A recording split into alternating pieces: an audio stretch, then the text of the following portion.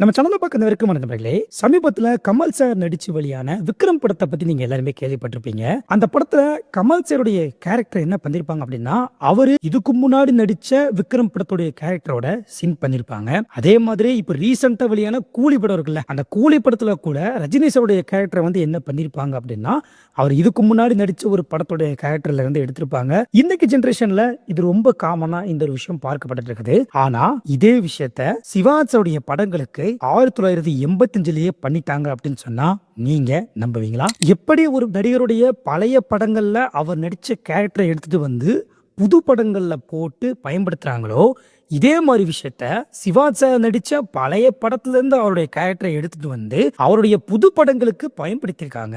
இன்னைக்கு நாம இந்த ஒரு வீடியோல அப்படி பயன்படுத்தப்பட்ட அந்த படம் எதுன்றது தான் பார்க்க போறோம். இந்த ஒரு விஷயத்த சோசியல் மீடியால யாருமே சொல்லியிருக்க மாட்டாங்க. ஃபர்ஸ்ட் டைமா ஆன்லைன்ல நம்ம தான் ஓபன் பண்ண போறோம். ஸோ அதனால இந்த ஒரு இன்ஃபர்மேஷன் நிறைய பேருக்கு தெரியப்படுத்தணும். மறக்காம இந்த வீடியோ பார்க்குற நீங்க எல்லாருமே இந்த ஒரு வீடியோவை நிறைய பேருக்கு ஷேர் பண்ணிருங்க. ரொம்ப பேசாம வீடியோக்குள்ள போகலாம்.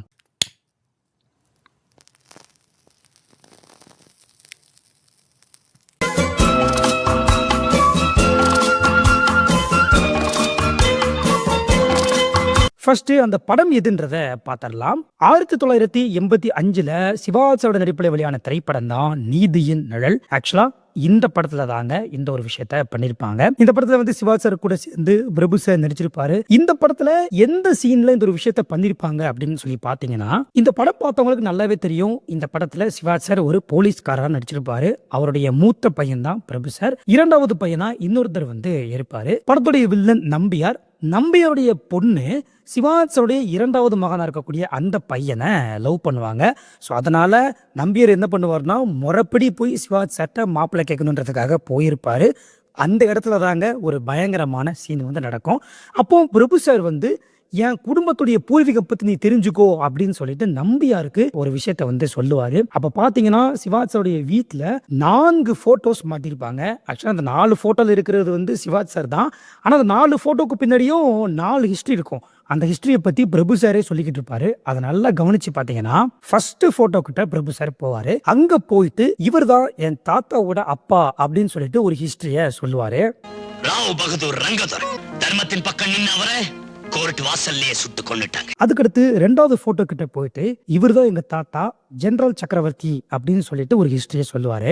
ஜெனரல் சக்கரவர்த்தி போர்க்களத்துல வீர மரணம் அடைஞ்சவர். இந்த போட்டோல சிவாஜியோட லுக்கை வச்சு நீங்க கண்டுபிடிச்சிடலாம் இவங்க எந்த படத்துல இருக்கக்கூடிய கேரக்டரை சொல்றாங்க அப்படின்னு சொல்லி.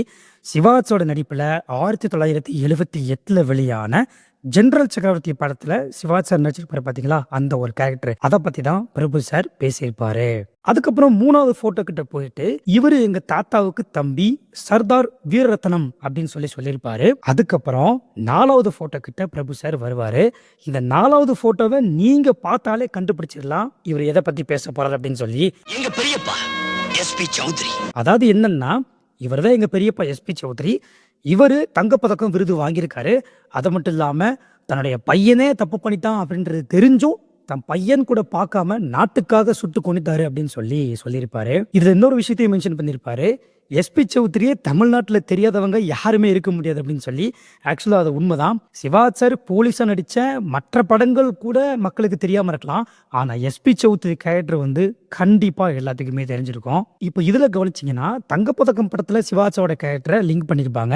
அதே மாதிரி ஜெனரல் சக்கரவர்த்தி படத்துல சிவாஜியோட கேரக்டரை எடுத்துட்டு வந்து இங்கே லிங்க் பண்ணியிருப்பாங்க.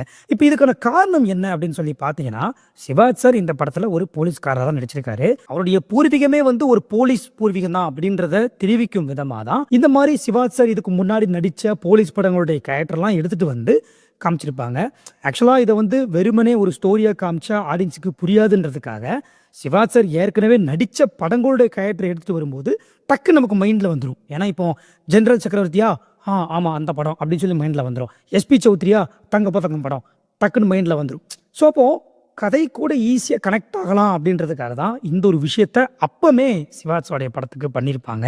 எனக்கு இந்த ஒரு செய்தி வந்து எந்தவித ஆர்டிக்கல் படிச்சோ இல்லை யாரோ சொல்லியோ தெரிஞ்சது கிடையாது. நார்மலாக போயிட்டு படத்தை போய் பார்த்தேன். திடீர்னு இந்த ஒரு சீன் வரும்போது டக்குன்னு ஸ்ட்ரைக் ஆச்சு. அப்போ இதை பற்றி வந்து நம்ம ஒரு வீடியோ போடலாமே அப்படின்னு சொல்லி ஆசைப்பட்டேன். ஏன்னா இந்த ஒரு இன்ஃபர்மேஷன் இன்னும் நிறைய பேருக்கு எடுத்துட்டு போகணும்ல. இன்னைக்கு ஜென்ரேஷன்ல இப்படி ஒரு கமல் படத்துக்கோ இல்லை ரஜினி சார் படத்துக்கோ பண்றாங்கன்றதுக்காக நிறைய பேர் வந்து பெருசா யோசிச்சுட்டு இருக்காங்க. ஆனா இந்த ஒரு விஷயத்தை சிவாஜியோட படத்துக்கு 1985லயே பண்ணிட்டாங்கன்றத நம்ம தானே சொல்லி ஆகணும். ஸோ அதுக்காக தான் இந்த ஒரு வீடியோ நான் வந்து மேக் பண்ணியிருக்கேன்.